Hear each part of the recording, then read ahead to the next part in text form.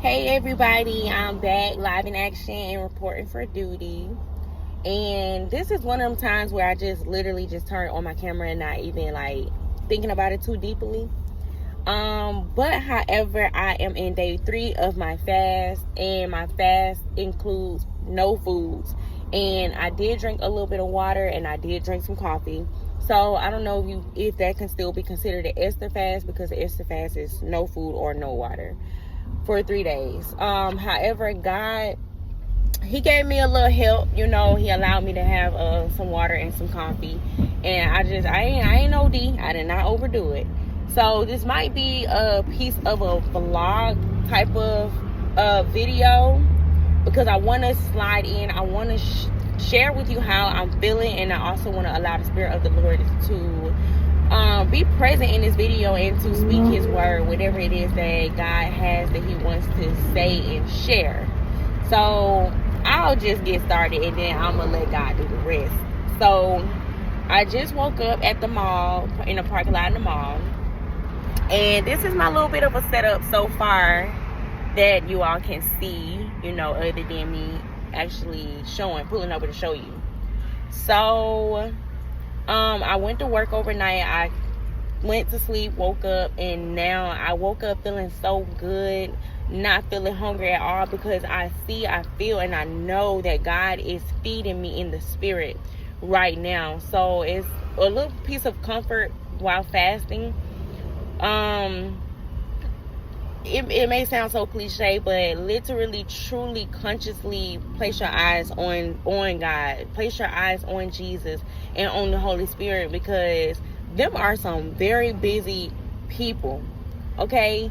Like, God is constantly moving, and a word that God has been speaking recently is that he wastes nothing. He does not, any scraps, any pieces, anything, God always pick it up. God knows exactly where to put every single thing that he has. Every place that we've been through in our life. Yes, the testing, the trials, the little bit of tests, a little bit of trials, and a little bit of tribulations ain't nothing compared to the God that we serve.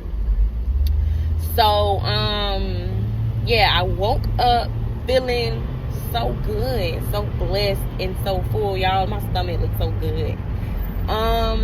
And now I am about to go to the gym, and I'm scared to produce a little bit more energy, because I just feel like I'm working on myself. I'm working on me on the behalf of God.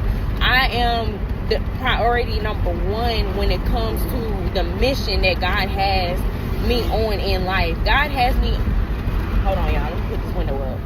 God got me in this world, yes, to do very important, very specific, very loving, great things in this world. But the number 1 of all of those things that I can do is love him. And the number 2 that I can do in the midst of all of that is to love me. And then the next best thing to that is to love my neighbor.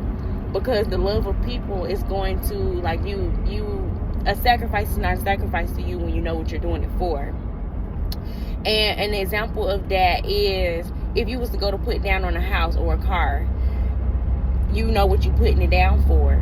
Versus you take that same amount of money and somebody is telling you, oh, I'm going to charge you $250,000 for a washing machine. You will say, a washing machine? Boy, you got me messed up, Like, it just depends in our eyes what we are choosing to exchange the energy for. So as long as we know that everything that we put out in this world is exchanging the currency of the natural realm with the currency of the spirit realm, then fasting becomes easy.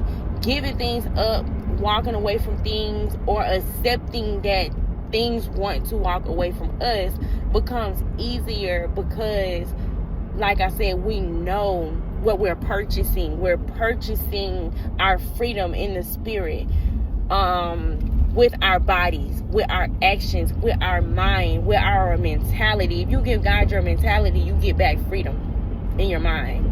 If you give God your heart, you get back health and freedom in your heart.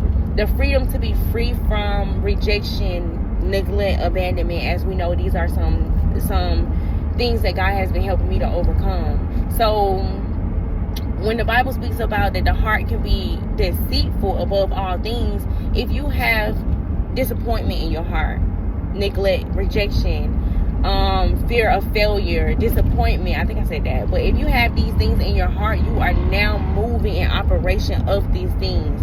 I don't want to fail, so I'm gonna do all I can. But the very thing that you're putting all that energy out, that you are exchanging the currency of your body and your actions and your mind to, does not belong to you.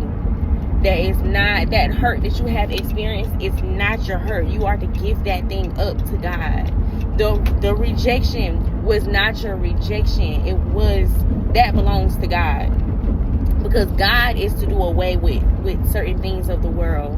You know, and so an example God gave me before, I have an ear piercing. I have so many ear piercings, but one of my piercings was pierced a little bit too close to the edge, and over a couple months my ear pushed the earring out of my ear. My body physically rejected the earring, and I did not even feel it. I didn't even really notice it. I just saw the scar, and I was like, oh dang, my earring got pushed out.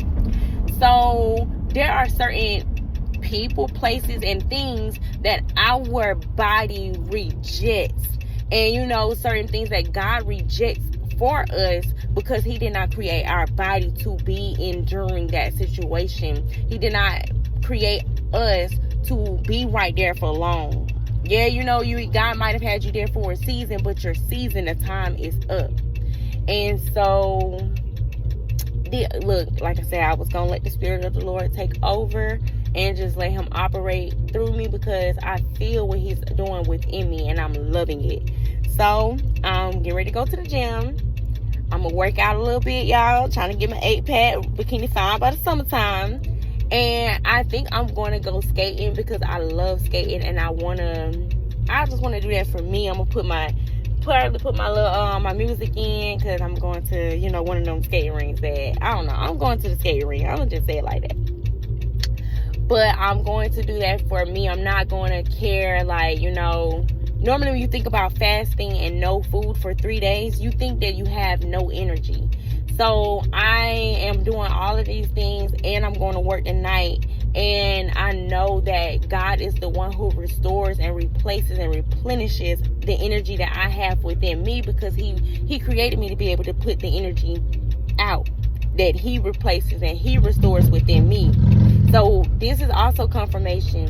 Whatever it is that you are leaning on God for a transformation for, whatever it is that you are leaning on God for restoration in, God will replenish you so deeply that you have more than enough to give. God is supernatural. He is miraculous, and he can do whatever he wanted to do. So let's know that God can do anything and everything that he wants to do.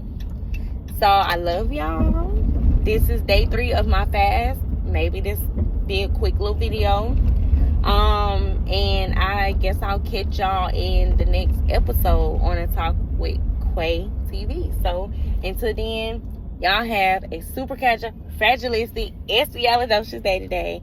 Don't be out there playing with the foes. Don't be letting the foes play with you.